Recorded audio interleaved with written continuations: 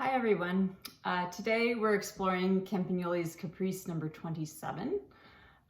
This one is a little bit more on the etude side, I would say again, but it has enough interesting stuff that you can really make it into a pretty cool little piece, just with some imagination and lots of technique. So what we're mostly going to be talking about today, as usual, is the technique, because it's another tricky one that has some specifics in it. So we're going to be exploring thirds to sixteenths, the transition in the rhythm, and then octaves in first position, how to get those really in tune, and also string crossings, which go along with the octaves in first position. At the end, the pianomoto, there's a lot of that going on. We'll just start at the top. Right away we have thirds transitioning into sixteenths in the next measure. So of course, the best way to practice this is with a metronome. But you also want, when you're practicing with a metronome, you want to feel the transition in your bow, right, between the two, and how that feels in your arm. So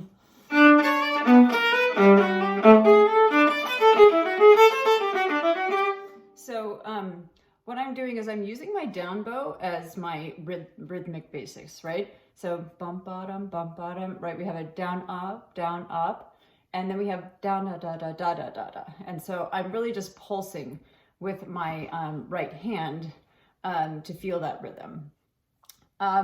We also have sort of these octaves from the very beginning.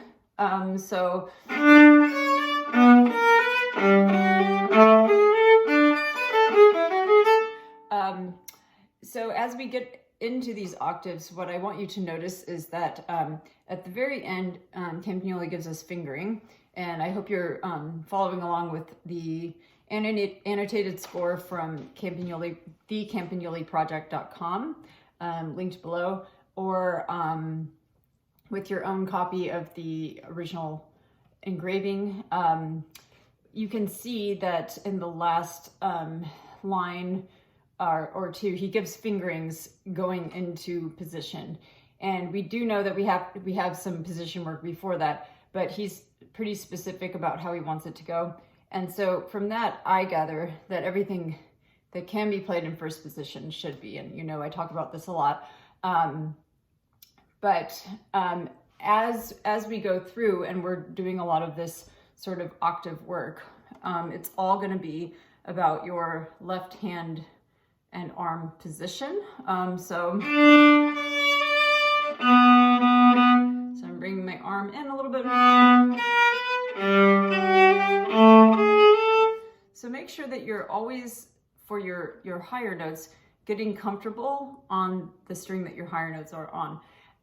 The reason I say that, it seems intuitive, but when we're playing the lower notes, we're going to be adjusting for those and forgetting to adjust for the higher notes.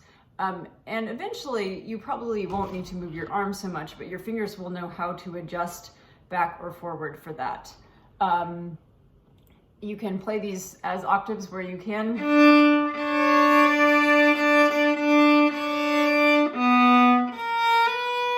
That one, obviously we can't. That one we can. So where you can, intonation work with the octaves. When we get to the 16th notes, think of it as more of a loose feeling. Usually we think of the thirds as loose and the 16th notes as a little bit more straightforward. I want you to think of it as the opposite. So here we're kind of upright.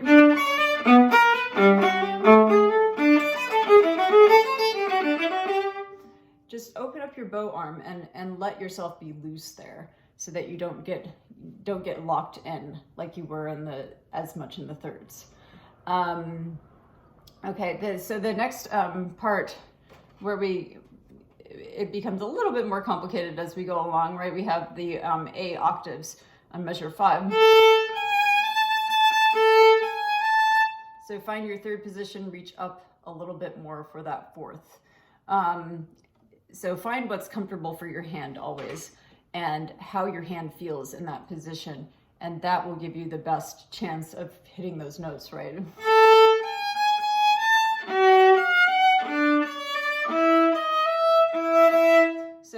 we're playing octaves in position. So there you can tune with the octave idea, right? There we don't use arb, but you can tune with your harmonic.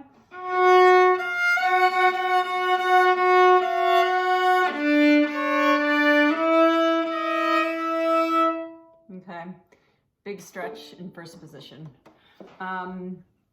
All right, so let's see, as we go along, I'm just looking at my next spot as measure 13.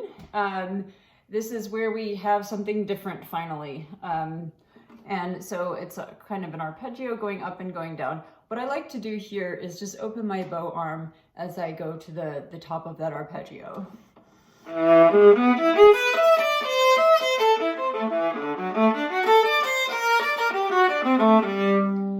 And kind of sitting on those top notes, just to let them sing out, to bring out the trajectory of that line.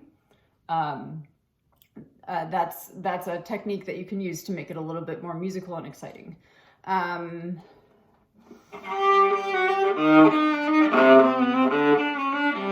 So there we get a little bit dark.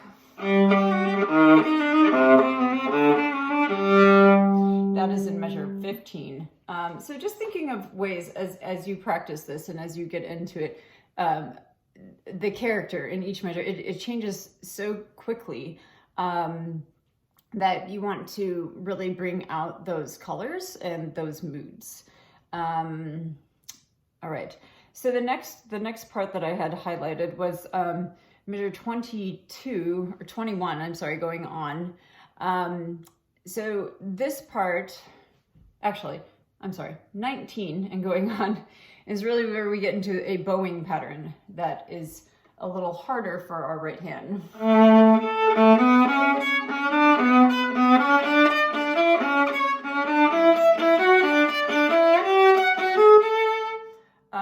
So I like to think of the top notes as barely anything. They don't matter so much. They're just repeating the bottom, the first note of each 16th note of each 16th note group. So if you think of the bottom note as your bass and the top note as just kind of an echo. So really the line is.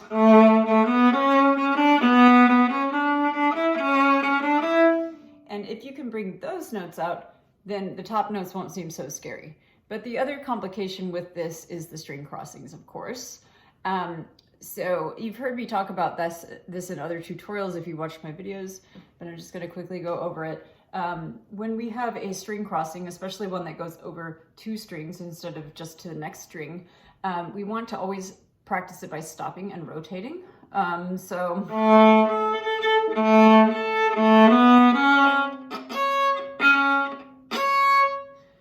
I don't want my bow traveling down bow or traveling up bow over the string crossing, because then I'm going to get noise.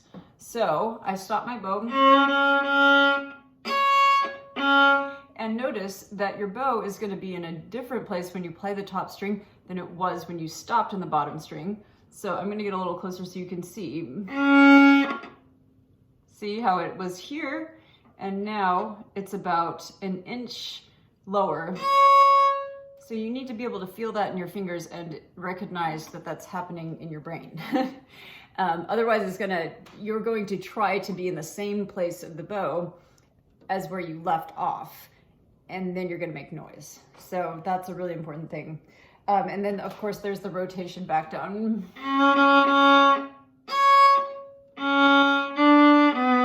Which is going to be the opposite of what we just did. So lots and lots of slow practice, figuring out where you are and how that feels for your hand is going to be really important. And then now we get to measure 22. And so this one, another new bowing pattern.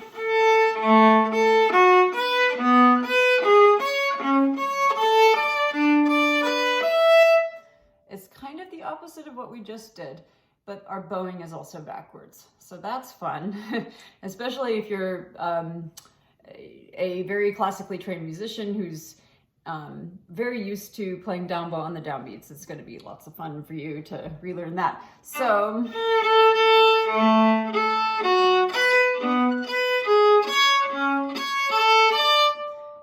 now we want to accent the up bows and make them feel like they're the beat, because they are,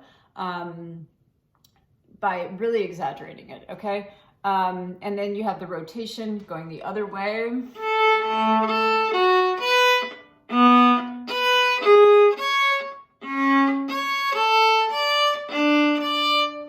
So when you have going over 2 strings, do spot practice the same way I demonstrated before. And then at 22, we get into even more fun. So here's where we get into our octaves in first position with lots of string crossings, which in some ways, if you're a good shifter, can be harder than playing them up in position, right, with 4 and 1 the whole time.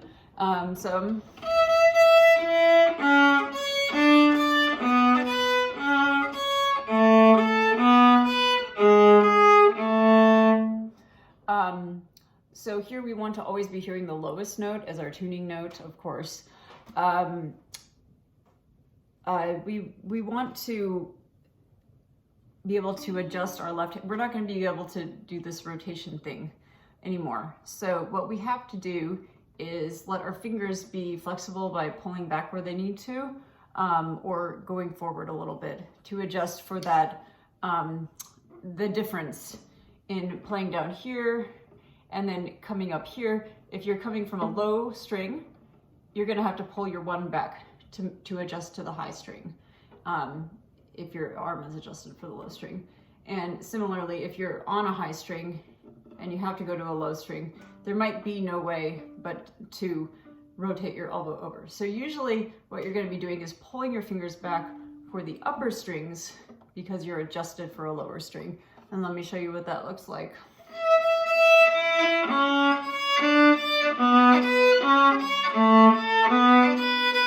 Here I have to bring my 1 way back. As you can see, it's really curled.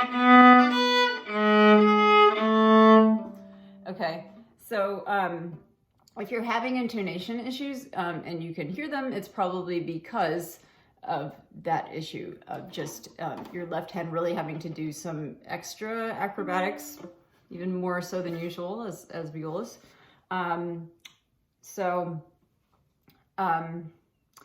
Let me see. So now let's go to the più moto, which is more of the same with the octave stuff. Here, it's an interesting ending because we go from this quirky stuff beforehand, and then we get into something that's just a bunch of 8th notes. This is measure 27, all the way to the end. And he's like, just go faster. So I just think it's a funny moment where he kind of wanted to switch moods and just didn't know how else to write it or something. So anyway, it's an interesting ending to it. So I'll go from about 2 measures before. And I just want to add, and I'll say this again at the end, but please check out the full performance on my YouTube channel. It's linked below as well. I'm not gonna obviously play it for you today, but I'm just touching on the spots that we should go over. So here's from 25.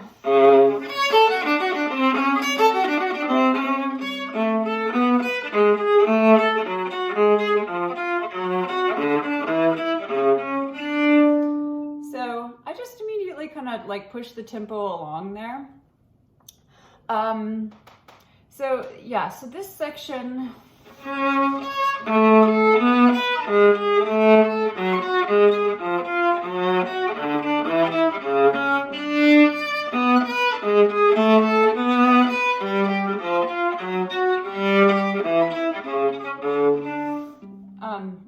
sometimes I have to play a little bit to get my bearings for what I want to say exactly.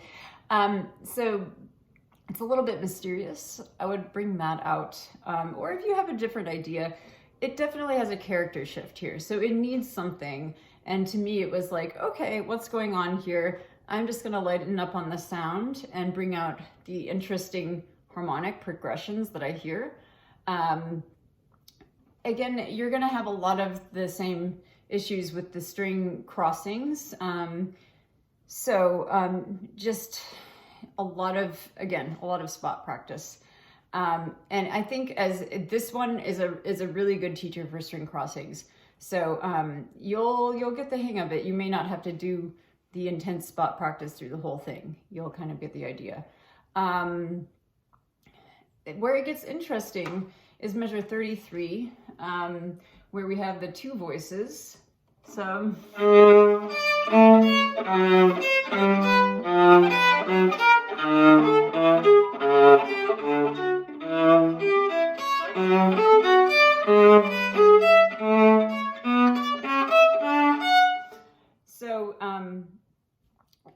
we have these two voices kind of converging into just a bass-driven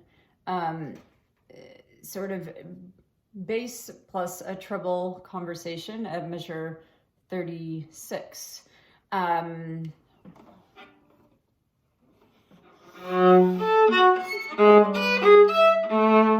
Right? So heavy on the bass notes and light on the other stuff. And then here we have a broken third going on at 37 is a broken third. It's actually tenths, but you can think of it as broken third.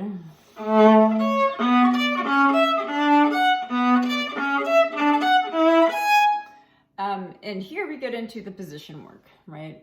So there was some shifting before, but now he's saying like, okay, I want you to stay in a position. Again, it's going to be some extra adjusting with your left hand because you're always crossing over two strings. So I'm doing a little bit of this as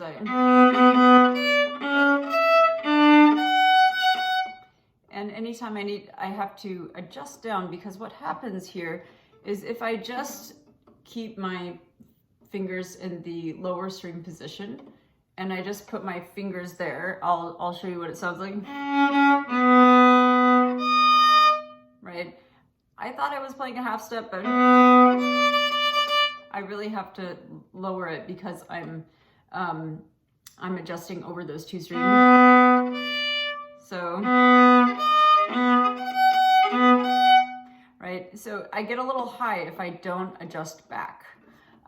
So that's really important.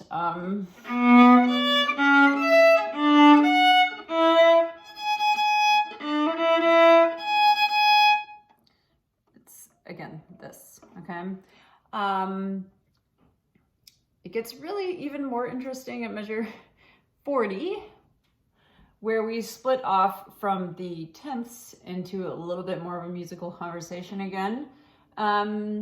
Really just a chord progression split up.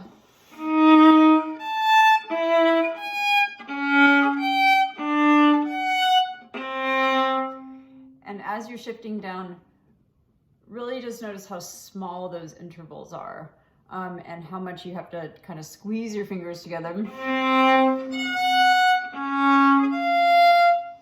I love this, this resolution here.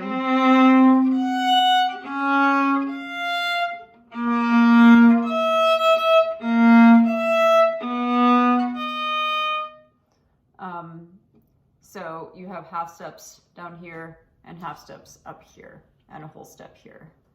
So even across strings, always notice your half step and whole step pattern, especially when you're doing position work.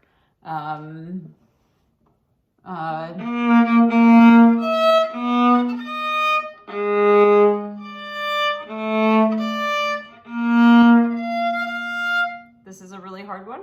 As you can see, it's hard for me to get it in tune on the first try too.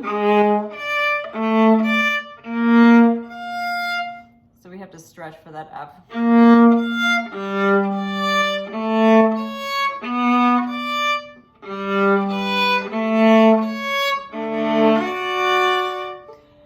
So we finally get to a resolution, but it's a pretty windy, sort of thorny path there, which I love about the ending here. So enjoy it as you're exploring these harmonies. Just enjoy all of the thought and creativity that went into it. It's really neat. So at the end, our quadruple stops. Let's just talk about those for a minute, because I work on this technique with my students a lot. Whether you're playing 2 or 3 strings as a triple or quadruple stop, you always want to group them 2 and 2 instead of just rolling. So instead of playing, you get a much richer sound if you start with the bottom 2 and you roll to the top 2. And sometimes I like to do down, up, down. A lot of people always like to do their double whatever stops down bow. But sometimes it just gives a little bit more variety, and it makes it more interesting to play down, up, down. So you can experiment around with it and see what you think. But it's always important to get the bottom 2, and then you're rolling to the top 2.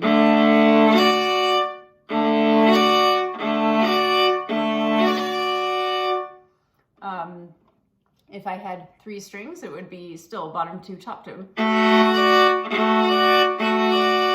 And if I were playing it faster, still the same sort of technique. So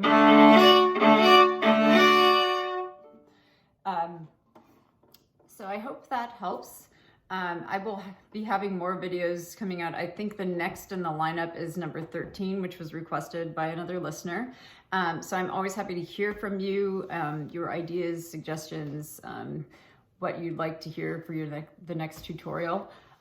There will be some more Campagnoli videos coming out as well, re-records of things I did earlier. So definitely subscribe and tune in.